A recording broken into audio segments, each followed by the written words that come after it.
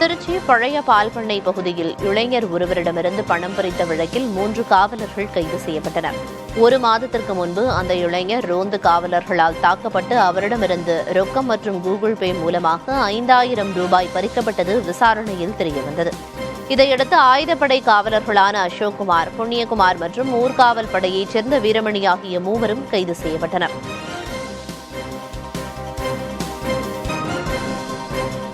தமது பரப்புரை கூட்டங்களில் இடையூறு செய்வதற்காகவே ஒவ்வொரு முறையும் ஆளில்லாத ஆம்புலன்ஸ்கள் அனுப்பப்படுவதாக அதிமுக பொதுச் செயலாளர் எடப்பாடி பழனிசாமி குற்றம் சாட்டியுள்ளார். தனது சுற்றுப்பயணத்தின் ஒரு கட்டமாக வேலூர் மாவட்டம் மணைக்கட்டில் அவர் பரப்புரை செய்தார். கூட்டத்தினர் மத்தியில் பழனிசாமி பேச தொடங்கிய போது ஆம்புலன்ஸ் ஒன்று உள்ளே வந்தது. இதனால் எரிச்சலடைந்த அவர் நேருக்கு நேர் எதிர்க்க துணிச்சல் இல்லாதவர்கள் ஆளில்லாத ஆம்புலன்ஸை அனுப்பி கேவலமாக நடந்து கொள்வதாக ஆவேசமாக பேசினார்.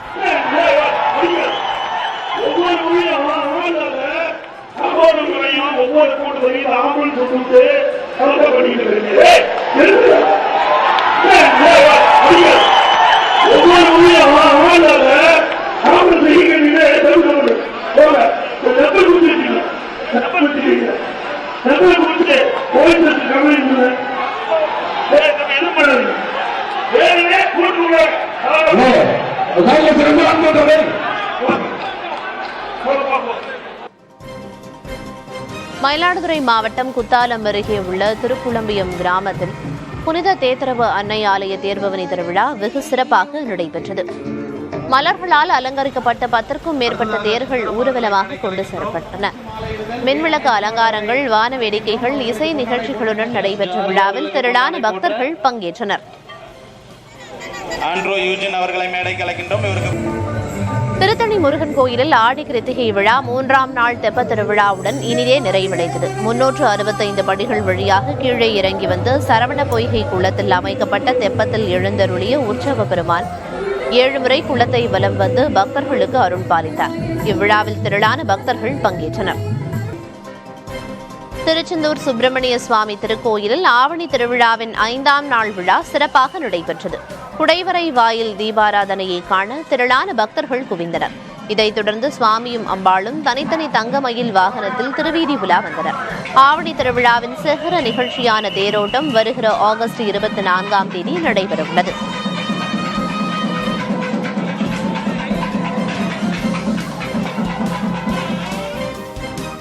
ஒட்டஞ்சத்திரம் சந்தையில் காய்கறிகளின் விலை அதிகரித்துள்ளது. சமையலுக்கு அத்தியாவசியமான வெங்காயம், தக்காளி ஆகியவற்றின் விலை சற்றே உயர்ந்துள்ளது. தக்காளி கிலோ 36 ரூபாய்க்கும், சின்ன வெங்காயம் 69 ரூபாய்க்கும் விற்பனை செய்யப்படுகிறது.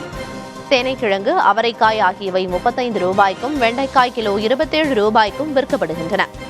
பீட்ரூட், சுரைக்காய் ஆகியவை 10 ரூபாய்க்கு விற்பனையாகிறது.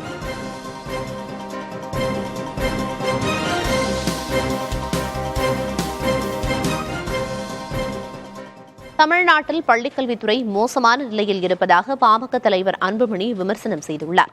கிருஷ்ணகிரி மாவட்டம் ஹோசூரில் நடைபயணம் மேற்கொண்ட போது பேசிய அவர் அரசு பள்ளிகளின் நிலை குறித்து விமர்சித்தார்.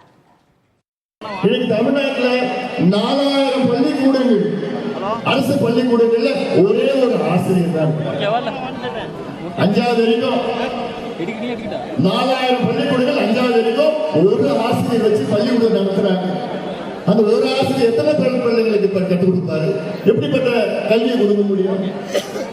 அதே போன்று தமிழ்நாட்டில் 1 லட்சம் வகுப்பறையில ஒரு ஆசிரியரும் கிடையாது. 1 லட்சம் வகுப்பறைகள், ஒரு ஆசிரியரும் கிடையாது. அப்ப என்னத்தையா நீங்க கல்வியில நீங்க சாதனை பண்ணிட்டீங்க?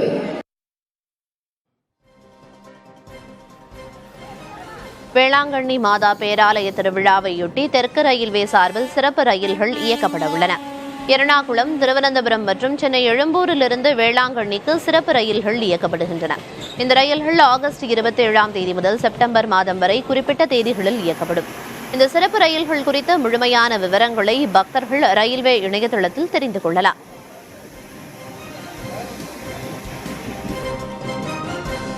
பாஜக RSS பாசிச ஆட்சியை அகற்ற தமிழ்நாட்டில் உள்ளது போல் இந்தியா முழுவதும் ஜனநாயக சக்திகள் ஓரணியில் திரள வேண்டும் என்று இந்திய கம்யூனிஸ்ட் கட்சியின் பொதுச் செயலாளர் டி ராஜா கூறியுள்ளார். இந்திய கம்யூனிஸ்ட் கட்சியின் 26வது மாநில மாநாடு சேலத்தில் நடைபெற்றது. இதில் உரையாற்றிய ராஜா, பாசிச பிடியிலிருந்து நாடும் அரசமைப்பு சட்டமும் காப்பாற்றப்பட வேண்டும் என்று தெரிவித்தார். சுதந்திர தின விழாவில் பிரதமர் மோடி RSS பெருமையை பேசியது சரித்திர சாபக்கேடு என்று டி ராஜா குறிப்பிட்டார்.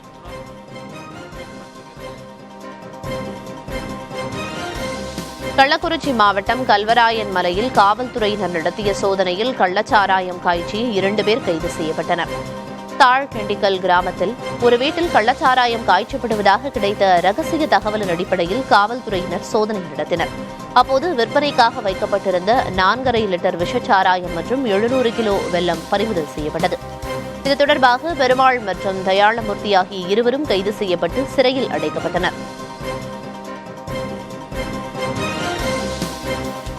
வேதாரண்யம் அருகே உள்ள கோடியக்காடு வனமுத்து மாரியம்மன் கோயிலில் விமர்சையாக நடைபெற்ற ஆடி திருவிழா நிறைவடைந்தது. அலங்கரிக்கப்பட்ட அம்மன் வெண்பட்டு உடுத்தி வெள்ளை குதிரை வாகனத்தில் முக்கிய வீதிகள் வழியாக பவனி வந்தார். திரளான பக்தர்கள் அம்மனை வழிபட்டனர்.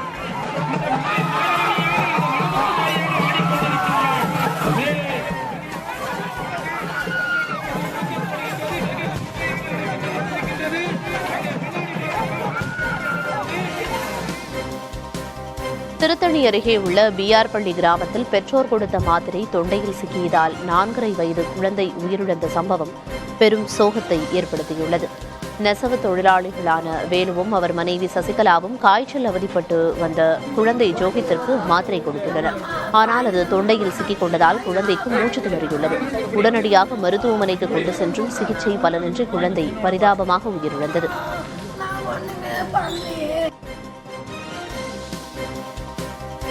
விருதுநகர் மாவட்டம் சாத்தூர் அருகே உள்ள வெங்கடாச்சலபுரத்தில் தீப்பெட்டி ஆலையில் தீ விபத்து ஏற்பட்டது. ஆலையிலிருந்து கரும்புகை வெளியேறியதைக் கண்ட அக்கம்பக்கத்தினர் அளித்த தகவலின் பேரில் தீயணைப்பு வீரர்கள் வந்து தீயை அணைத்தனர். இந்த விபத்தில் பல லட்சம் ரூபாய் மதிப்பிலான இயந்திரங்கள் எரிந்து சேதமடைந்தன. மின்கசிவு காரணமாகவோ தீப்பெட்டி கழிவுகள் காரணமாகவோ விபத்து ஏற்பட்டிருக்கலாம் என கூறப்படுகிறது.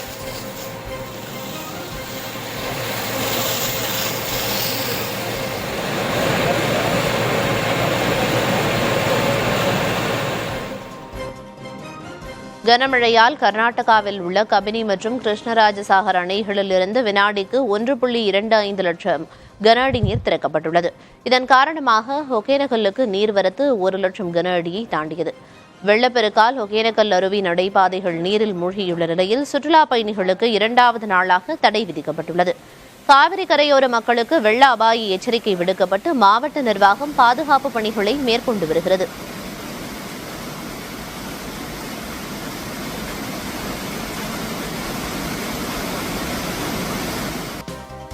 புதிய தலைமுறை செய்தி எதிரொலியாக தஞ்சாவூரைச் சேர்ந்த ஜோதி அறக்கட்டளை சங்கரன்கோவில் அருகே தெற்குபுதூரில் வசிக்கும் மாற்றுத்திறனாளி தம்பதிக்கு உதவிக்கரம் நீட்டியுள்ளது.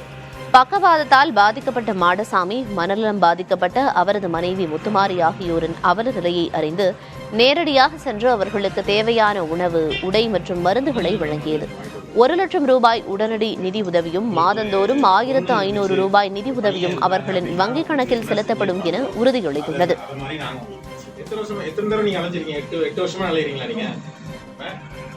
சந்தோஷமா இருக்கணும் அப்படிங்கறதுக்காகத்தான் இன்னைக்கு நாங்க வந்து உங்களை தேடி வந்திருக்கோம். விருதுநகர் மாவட்டம் ராஜபாளையத்தில் விநாயகர் சதுர்த்தியை முன்னிட்டு பிரம்மாண்டமான விநாயகர் சிலைகள் ஊர்வலமாக எடுத்து செல்லப்பட்டன. ஆன்மீக நற்பணி மன்றம் சார்பில் 38வது ஆண்டாக நடைபெறும் இந்த விழாவிற்காக பல்வேறு வடிவங்களில் 6 விதமான விநாயகர் சிலைகள் 5 ரதங்களில் உருவாக்கப்பட்டுள்ளன. இந்த சிலைகள் சுற்றுச்சூழலை பாதிக்காத வகையில் மரவள்ளி கிழங்கு மாவு மற்றும் தேங்காய் நார் போன்ற மூலப்பொருட்களால் தயாரிக்கப்பட்டுள்ளன. தண்ணீரில் கரையக்கூடிய கண்களை கவரும் வண்ணங்களால் தீட்டப்பட்ட விநாயகர் சிலைகள் வழிபாட்டு திடலுக்கு மேளதாளங்கள் முழங்க ஊர்வலமாக எடுத்து செல்லப்பட்டன. 8 நாட்கள் நடைபெறும் விழாவில் பல்வேறு நலத்திட்ட உதவிகள் வழங்கப்பட உள்ளன. வரும் 27ஆம் தேதி இரவு இந்த சிலைகள் கண்மாயில் கரைக்கப்பட உள்ளன. ஓய்வூதிய திட்டங்கள் குறித்து ஆராய அமைக்கப்பட்ட IAS ககன்தீப் சிங் பேடி குழுவிடம் அரசு ஊழியர்கள் மற்றும் ஆசிரியர்கள் சங்க நிர்வாகிகள் பல்வேறு கோரிக்கைகளை முன்வைத்தனர். சென்னை தலைமைச் செயலகத்தில் உள்ள நாமக்கல் கவிஞர் மாளிகையில் கருத்து கேட்பு கூட்டம் நடைபெற்றது. அதில் கலந்து கொண்ட அரசு ஊழியர்கள் மற்றும் ஆசிரியர்கள் பணியிலிருந்து ஓய்வு பெறும் அனைவருக்கும் பணிக்கொடை வழங்கப்பட வேண்டும் என்றும், சேமநல நிதியின் கீழ் உள்ள அனைத்து சலுகைகளும் அரசு ஊழியர்களுக்கு கிடைக்க வேண்டும் எனவும் வலியுறுத்தினர்.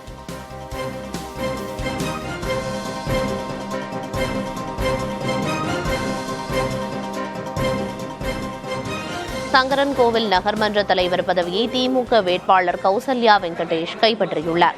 மறைமுக தேர்தலில் மொத்தம் பதிவான 28 வாக்குகளில் கௌசல்யா 22 வாக்குகள் பெற்று அதிமுக வேட்பாளர் அண்ணாமலை புஷ்பத்தை தோற்கடித்தார். அதிமுகவினர் 7 வாக்குகளை திமுகவிற்கு மாற்றி வாக்களித்தனர். இதையடுத்து திமுக கூட்டணி உறுப்பினர்களும் வாக்களித்து கௌசல்யா வெங்கடேஷ் வெற்றி பெற்றார். கடந்த மாதம் திமுக நகர்மன்ற தலைவர் உமா மகேஸ்வரி ராஜினாமா செய்ததையடுத்து தேர்தல் நடைபெற்றது. நீலகிரி மாவட்டம் கூடலூர் அருகே தேயிலை தோட்டத்தில் உள்ள சேற்றில் சிக்கி தவித்த குட்டி யானையை தாய் யானை 2 மணி நேரத்திற்கு மேல் போராடி மீட்டது. தாய் யானை நீண்ட நேரம் ஒரே இடத்தில் நிற்பதை கண்ட பொதுமக்கள் அருகில் சென்று பார்த்தபோது குட்டி யானை சேற்றில் சிக்கியிருந்தது தெரியவந்தது. இதனையடுத்து உடனடியாக வனத்துறைக்கு பொதுமக்கள் தகவல் தெரிவித்தனர். இந்நிலையில் தாய் யானை விடாமுயற்சியுடன் குட்டியை மீட்டது. தற்போது 2 யானைகளும் நல்ல உடல்நிலையில் இருப்பதாக வனத்துறையினர் தெரிவித்துள்ளனர்.